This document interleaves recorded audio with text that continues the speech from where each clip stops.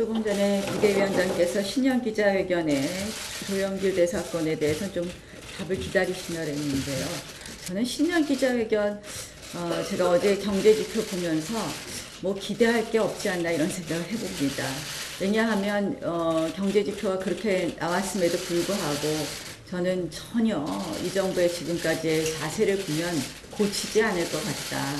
결국은 기본 기조를 고치지 않음으로써 뭐 정권이 국민들로부터 외면받고 하는 것으로 정권이 병드는 것은 괜찮은데 이 국가 경제가 병들고 결국은 국가가 병들어가는 것이 너무 안타깝습니다.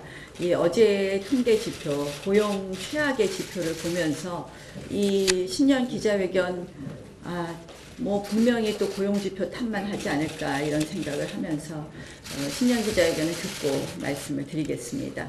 결국은 이 정부의 그동안의 경제정책의 기조를 보면 결국 국가 경제를 병들게 하고 있다라는 생각을 합니다.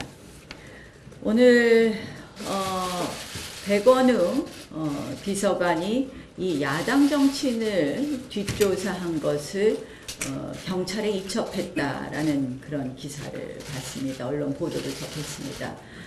한마디로 이것은 야당 단합이고 야당 정치인 사찰입니다. 이거 내용을 보면 사실은 백원우 비서관이 이것을 어떻게 인지하게 됐는지, 어떻게 이첩하게 되었는지에 대해서 자세히 밝혀야 됩니다. 도대체 왜 이것을 경찰에 이첩했는지, 이 해당 우리 야당 정치인은 전혀 사실 무근이라고 하고 있습니다. 결국은 이러한 그 정권이 자신들의 정의, 도덕을 이야기하면서 하지 않겠다고 한 짓은 골고루 다 했다는 것이 다 나타나고 있습니다. 제가 사찰 정권, 조작 정권, 위선 정권이라고 이야기했는데 위선을 넘어서 이것은 정말 후한무치한 것 아닌가 이런 생각을 합니다. 저는 뭐 누누이 말씀드렸지만 우리가 그동안 이 차고 넘치는 증거를 발견했습니다. 계속해서 속속들이 더 많은 이런 의혹과 사실들이 밝혀지고 있습니다. 이제는 저희가 특검을 더 이상 미룰 수는 없다고 생각을 합니다. 다른 야당과의 공조 발의는 물론 이러한 특검 법안을 빨리 통과시켜서 저희가 특검을 통해서 낱낱이 사실을 밝혀가겠다는 말씀을 다시 한번 드립니다. 육군 참모총장과 청와대 행정관의 잘못된 만남에 대한 해명은 갈수록 꼬여가고 있습니다. 이 청와대가 맨날 가짜뉴스를 엄단하겠다 이런 이야기를 하는데 실질적으로 청와대에 처음 나온 해명과 지금 육군참모총장 측의 해명이 지금 정반대입니다. 누가 불렀느냐에 대해서 다른 해명을 하고 있습니다. 어떤 해명이 가짜뉴스입니까? 그런데 중요한 것은 이 사건은 첫 번째 이 만남 자체의 잘못됨도 있지만 두 번째는 이 인사자료의 유출 부분인데 이 부분에 대해서 전혀 조사하고 있지 않습니다. 이것을 지금 숨기고 있습니다. 엊그저께는 조사 금지령까지 냈습니다.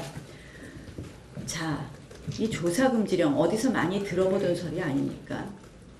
이 정부가 과연 이 문제를 어떻게 다루려고 하고 있는지 이것은 보통의 국기문란이 아니다 이렇게 생각을 합니다. 한 축에서는 행정관이 마음대로 참모총장을 불러내서 만나고 한 축에서는 기밀이 마구 유출되고 있고 이 부분에 대해서 그런데 청와대는 조사 금지를 시키고 뭔가 숨기려고 하는 것을 명백히 청와대가 밝혀야 된다는 말씀을 드리고요. 다시 한번 청와대에 묻습니다. 그 인사자료 어떤 내용이 적혀 있었고 이 부분에 대해서 분실하고 난 다음에 이 부분에 대해서 정보기관과 공유했는지 다시 한번 청와대에 묻습니다. 또 한 축으로 이것은 정말 군의 사기를 저하시킨 일입니다. 행정관이 참모총장을 만날 수 있다고 얘기했습니다. 이미 이 정부는 안보 해체 과정에서 군의 사기를 저하시켰습니다. 그런데 이번 사건 결국 육군 참모총장을 행정관이 함부로 만날 수 있는 이러한 사건으로 인해서 군의 명예를 철저히 짓밟았다 이렇게밖에 표현할 수 없습니다.